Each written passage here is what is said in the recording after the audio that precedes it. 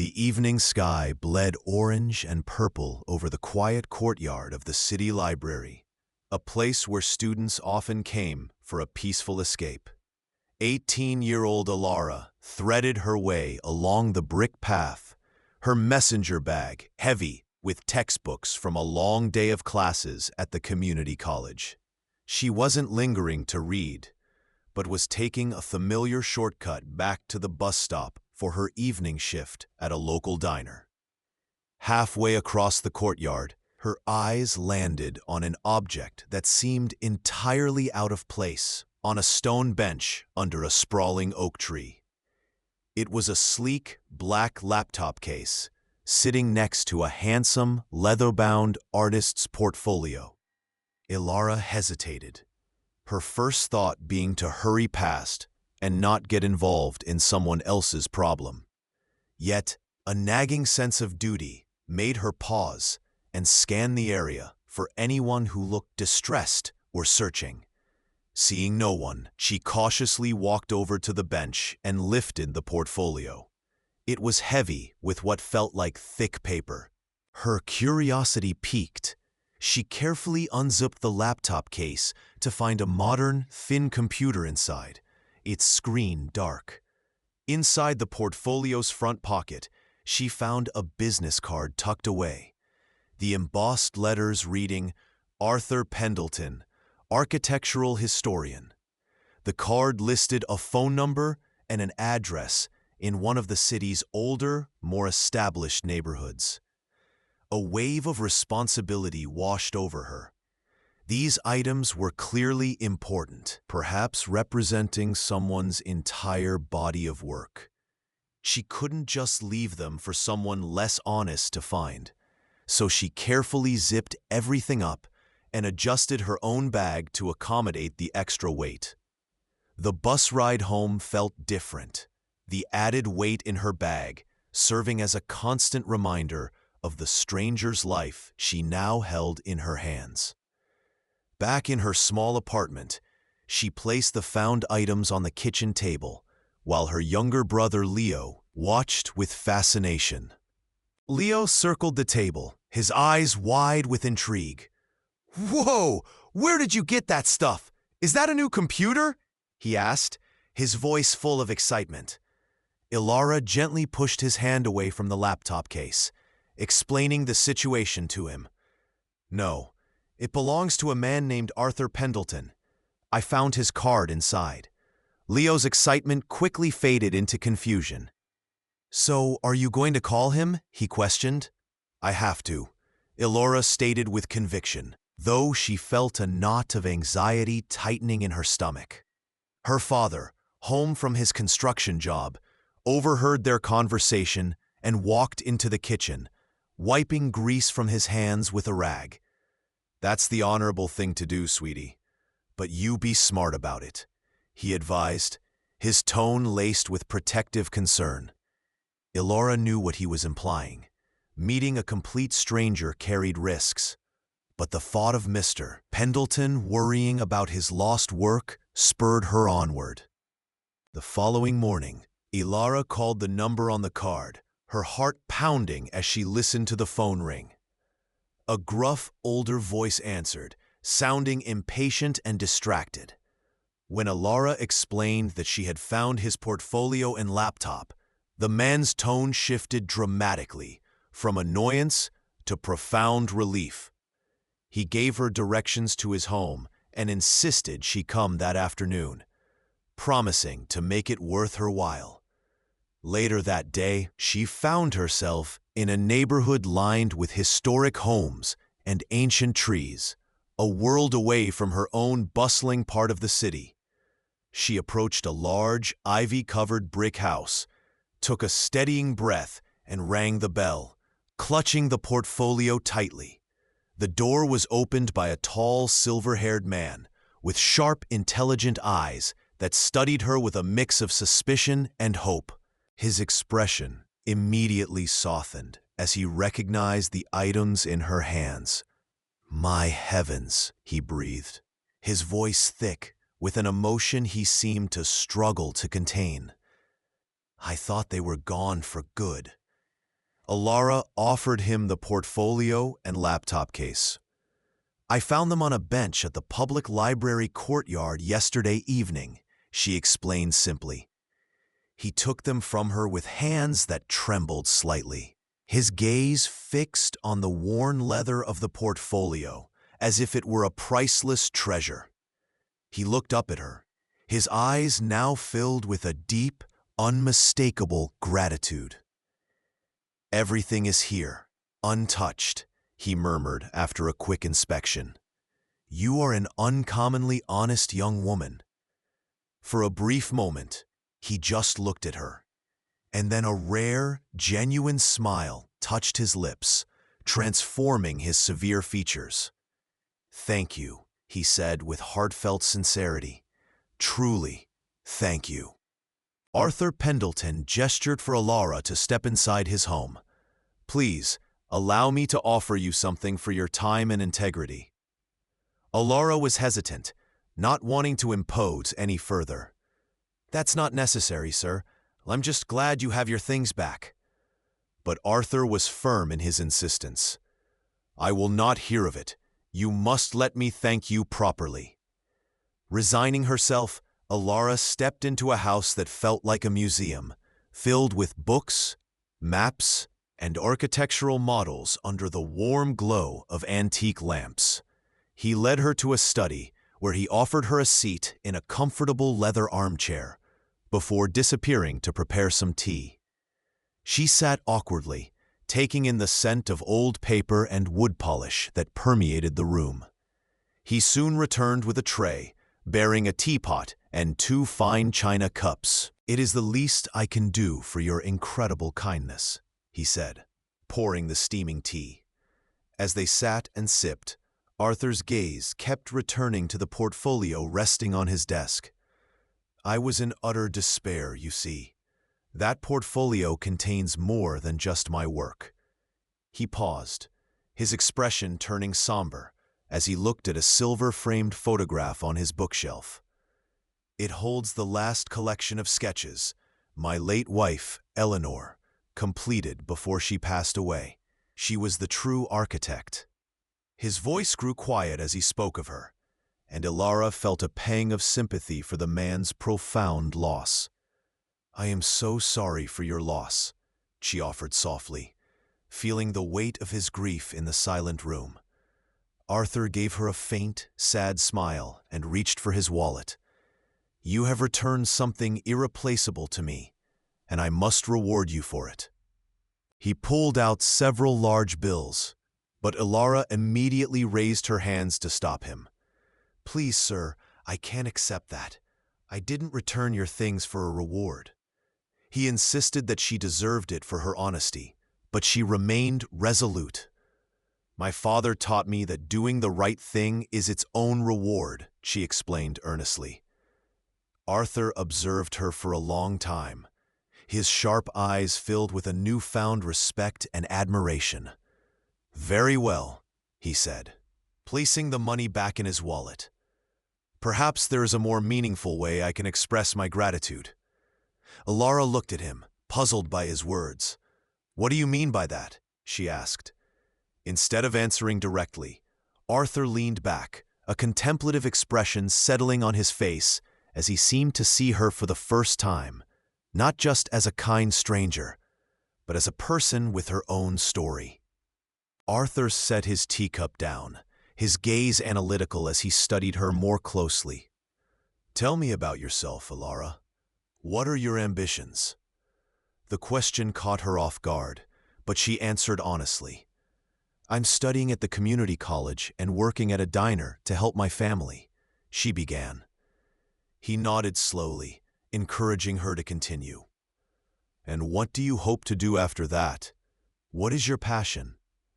"I want to be a chef," she confessed, her voice filled with a longing she rarely shared. "I dream of going to culinary school, but it's just not financially possible for us right now." She explained her love for creating dishes, for combining flavors and textures to make something that brought people joy. Arthur listened intently, a flicker of something long dormant stirring behind his eyes. The silence that followed was comfortable, filled with unspoken understanding. "You have a fire in you," he said at last, his voice softer than before. "It reminds me of Eleanor. She had that same unstoppable passion for her craft." He gestured again towards the photograph on the shelf. She believed that creativity was a gift that needed to be nurtured, or it would wither away. He then shared stories of his wife, a brilliant woman who had designed some of the city's most beloved buildings before her illness. Elara sat mesmerized, feeling a strange connection to this woman she had never met. When you lose that kind of light from your life, the world can seem very gray, he admitted, his voice cracking slightly. "Your actions today, Elara, have brought a bit of color back into mine." Elara felt a blush creep up her neck, humbled by his words. "I only did what I hoped someone would do for me," she replied quietly. "No, you did much more than that," Arthur corrected her gently. "You chose to act with integrity in a world that often rewards the opposite." He then leaned forward, a new energy in his eyes. "That is why I feel compelled to help you. I have a very old friend, a man who owns one of the most celebrated restaurants in this state. And he values character above all else." Elara's eyes widened in astonishment. "You don't have to do that, sir, really." Arthur held up a hand, a determined smile on his face. "I know I don't have to," he said. "For the first time in a very long time, this is something I want to do." True to his word, Arthur made a call the very next day. He spent nearly an hour on the phone with his friend, the renowned Chef Julien Dubois, recounting the story of how Elara had returned his most prized possessions. Arthur spoke with a passion Elara would not have thought possible, describing not just her honesty, but the quiet determination he saw in her. Chef Dubois, a man known for his demanding nature, was captivated by the tale. "A person with that much integrity likely has the discipline for my kitchen," he conceded. "Tell the young lady to call my assistant and arrange a meeting." Next, Arthur spent hours online researching grants and programs for aspiring culinary artists from disadvantaged backgrounds. By sunset, he had compiled a detailed list of opportunities, scholarships, apprenticeships, and competitions that could help Elara achieve her dream. He had never felt such a surge of purpose since Eleanor's passing. Meanwhile, Elara went about her week, trying to temper the fragile hope that had taken root in her heart. She worked her shifts at the diner and studied for her exams, half convinced that Arthur's generous offer was too good to be true. When his call came on Wednesday evening, his voice was brimming with a kind of restrained excitement. "Elara, I have some wonderful news. Chef Dubois has agreed to meet with you next week." Stunned but thrilled, Elara agreed to the meeting. A few days later, she found herself not in a restaurant, but back in Arthur's study, where Chef Dubois appeared on a large monitor for a video conference, his sharp eyes assessing her from the screen. "Elara, this is Chef Dubois," Arthur said, making the formal introduction. "He has an opportunity for you." Chef Dubois, a man with an imposing presence even through a screen, smiled faintly. "Arthur tells me you possess a rare character, young lady," he said, his voice a low, melodic rumble.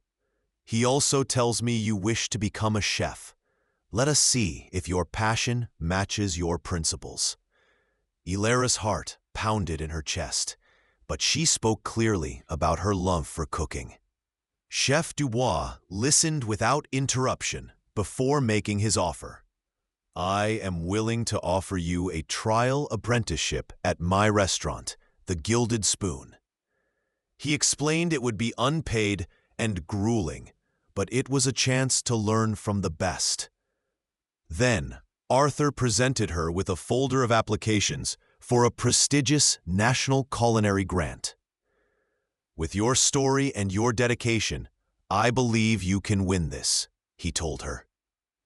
Elara felt as if her life was shifting on its axis. I accept," she managed to say, her voice trembling with a mix of fear and excitement. "I will not let you down." Over the following months, Elara's world was transformed into a whirlwind of activity. She left her diner job and dedicated every spare moment to the apprenticeship, where she chopped, cleaned, and absorbed every lesson Chef Dubois and his team threw at her.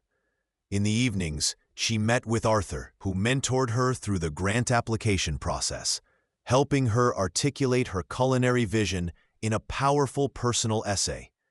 Her father and brother watched in awe as she blossomed, her exhaustion matched only by her growing confidence and skill. The future she had only dared to dream about was now taking shape right before her eyes. One night, Arthur invited Elara and her family to his home for dinner, a meal he had painstakingly prepared himself. As they ate, Arthur spoke glowingly of Elara's progress to her father. "Your daughter is an extraordinary person," he said with genuine admiration. "She has a spirit that is both kind and resilient. I have no doubt she will achieve remarkable things." Elara's father, a man of few words, was visibly moved by the praise. "I always knew she was special," he said, his voice thick with pride. "But we've had some hard years. It's difficult to watch your kids dream of things you can't give them."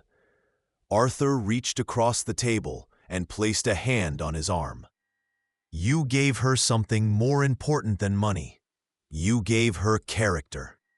The turning point came a few months later, on a crisp autumn afternoon, when an official-looking email arrived in Elara's inbox.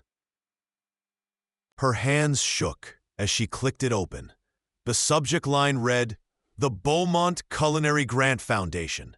Her eyes scanned the first sentence.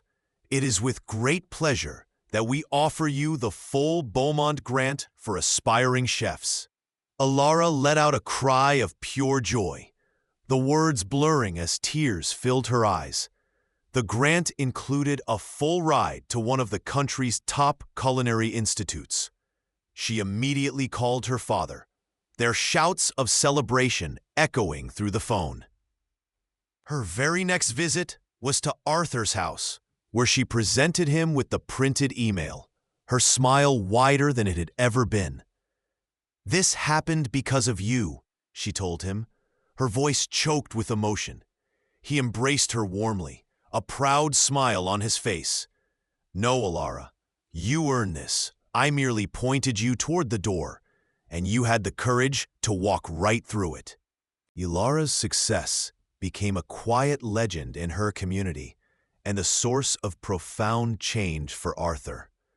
He shared her story with his network of influential friends, illustrating how a single act of integrity had unlocked so much potential. Inspired by her journey, Arthur established the Arthur Pendelton Foundation, a small nonprofit dedicated to providing grants for young people in the arts and trades.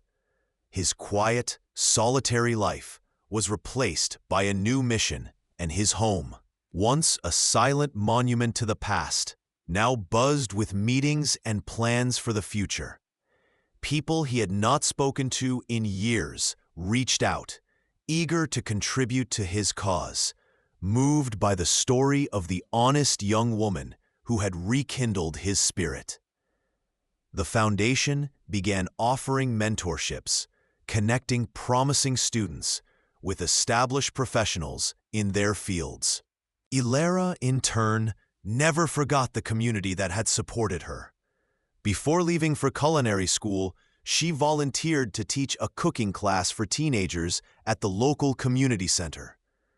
The most important ingredient is believing in yourself, she told the students, her voice filled with confidence, and knowing that there are good people in the world who want to see you succeed.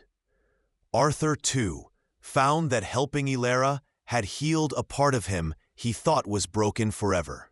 In nurturing her dream, he had honored his wife's memory in the most meaningful way possible. On the day Elara was set to leave, she visited Arthur's house one final time. He handed her a carefully wrapped gift, a set of professional chef's knives and a framed photo of them together in his study. "Thank you, Mr. Pendleton," she said, "for everything." He shook his head, his smile warm and paternal. "Thank you, Elara. You reminded an old man that life is not just about what we have lost, but about what we can still choose to build." Elara walked away from the ivy-covered house, her future gleaming brightly before her, knowing that she was part of a story much larger than herself. As Arthur watched her go, he felt a profound sense of peace, realizing that the best legacies are not buildings or books, but the doors we open for others. Elara's story stands as a powerful example of how character can shape destiny. A single moral decision not only altered the trajectory of her own life, but also set in motion a wave of generosity that revitalized a man and his community. It serves as a reminder that the most profound opportunities are often born from our simplest acts of goodness, proving that when we lift each other up, we create a future far greater than we could ever achieve alone.